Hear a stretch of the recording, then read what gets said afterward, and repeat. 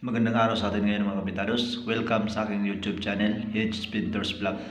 So ngayon, isi-share ko lang yung pamamaraan natin na preparasyon o yung tinatawag natin na pundasyon sa wall.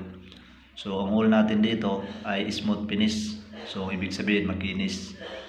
Unang-unang ginawa natin dito, hindi na tayo gumamit ng neutralizer dahil sa matagal na nila ito natapos.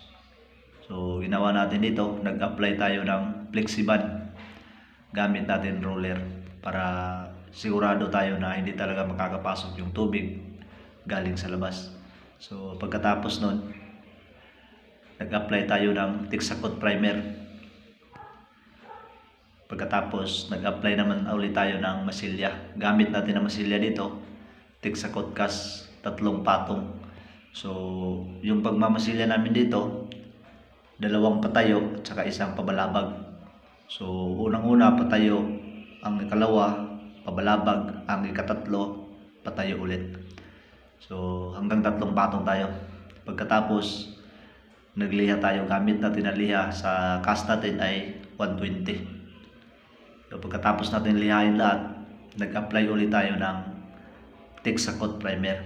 So yan yung pundasyon natin o yung preparasyon natin bago tayo mag-finish.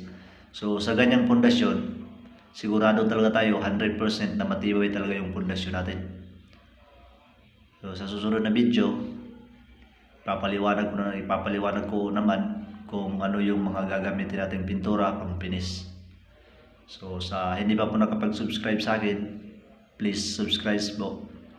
At saka paki-like na rin at paki-pindot na rin yung photo natin para update tayo sa mga video na i-upload.